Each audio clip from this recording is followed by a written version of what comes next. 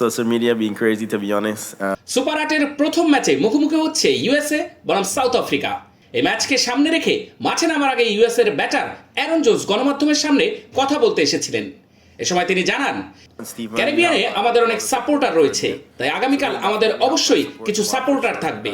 আমি মনে করি মার্কিন যুক্তরাষ্ট্র থেকেও কিছু লোক আমাদের সমর্থন করার জন্য ক্যারিবিয়ানে এসেছে। এটা খুবই ভালো একটা দিক। আমরা দুর্দান্ত একটা ম্যাচ খেলার অপেক্ষায় আছি। এরপর সাংবাদিকের প্রশ্নে উঠে আসে অ্যারন জোন্সের স্ট্রাইক রেট নিয়ে। বিশ্বকাপের আগে তার স্ট্রাইক রেট নিয়ে প্রশ্ন থাকলেও বিশ্বকাপে তিনি দুর্দান্ত পারফর্ম করেছেন। সুপার 8-এ এই ধারাবাহিকতায় থাকাটা তার জন্য কতটা চ্যালেঞ্জিং, এমন প্রশ্নের উত্তরে জোন্স বলেন, ব্যক্তিগতভাবে সত্যি বলতে আমি পরিস্থিতি বুঝে খেলতে পছন্দ করি।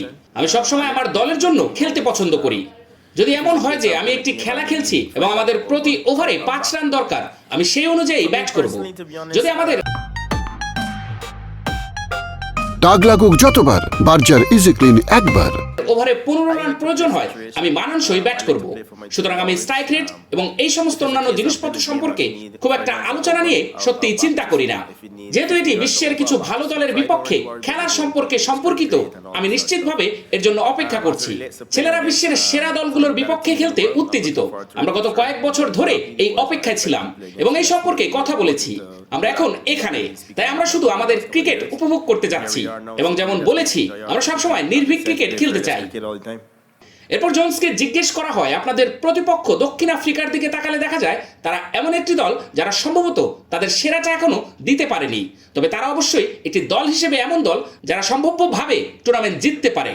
আপনি এই প্রতিপক্ষের বিরুদ্ধে খেলতে কি ধরনের কৌশল অবলম্বন করতে যাচ্ছেন? উত্তরে জোন্স বলেন, আমি বলতে চাচ্ছি যে আমাদের পুরো মিটিং এবং কৌশল সম্পর্কে খুব বেশি গভীরে যেতে চাই না, তবে আমি বলবো আমাদের কিছু খেলোয়াড় আছে যারা দক্ষিণ আফ্রিকার বিপক্ষে খেলেছে এবং অতীতে দক্ষিণ আফ্রিকার ক্রিকেটারদের সাথে খেলেছে এবং আমাদের কিছু দক্ষিণ আফ্রিকান ক্রিকেটার রয়েছে আমাদের দলেও। সুতরাং আশা করছি আগামীকাল সবকিছু ঠিকঠাক হবে। এরপর প্রশ্ন করা হয়, আপনারা ক্রিকেট প্রচারণায় অনেক কাজ করেছেন, টি-টোয়েন্টি বিশ্বকাপের নতুন ভক্তদের কাছে আপনার বার্তা কি? মার্কিন যুক্তরাষ্ট্রের যারা বাকি টুর্নামেন্টের জন্য আপনাদের দলকে সমর্থন করছে তাদের কাছে কি বার্তা? উত্তরে জোন্স জানান, প্রথমত সবকিছুর জন্য ধন্যবাদ। আমি মনে করি সত্যি গুরুত্বপূর্ণ। গত কয়েক বছর ধরে আমরা ক্রিকেটের ভক্তের সংখ্যা বাড়ানোর কথা বলেছি, কারণ এটি ইউএসএ ক্রিকেটের সাথে সম্পর্কিত এবং আমি মনে করি এটি এখন ধীরে ধীরে বাড়ছে। তাই আমরা নিশ্চিতভাবে তাদের ধন্যবাদ জানাই এবং আমি বলতে চাই, শুধু আমাদের সমর্থন করতে থাকুন, আমাদের অনুসরণ করতে থাকুন, আমাদের গেমগুলি দেখতে থাকুন এবং আমরা অবশ্যই নিশ্চিতভাবে সবার জন্য একটি ভালো খেলা উপহার দেব। সামাজিক যোগাযোগ মাধ্যমে আপনাদের অনেক পরিবর্তন এসেছে, অনেক ফলোয়ার বেড়েছে, সেটা কি আপনার নজরে পড়েছে? এমন প্রশ্নের জবাবে জোন্স বলেন, হ্যাঁ, সোশ্যাল মিডিয়ায় সত্যি বলতে অনেক পরিবর্তন এসেছে। আমি সোশ্যাল মিডিয়ায় খুব একটা মনোযোগ দিই না। আমি চেষ্টা করি, যদিও আমরা ভালো করছি, স্পষ্টত আমি অনেক ভালো মন্তব্য পাবো এবং আমি যদি খারাপ করি তাহলে মন্তব্য খারাপ হবে। তাই আমি সত্যি সোশ্যাল মিডিয়াতে খুব বেশি গভীরে যাই না। আমি দিনে 2-1 বার লগ ইন করি, কিন্তু সত্যি বলতে আমি এর গভীরে প্রবেশ করি না।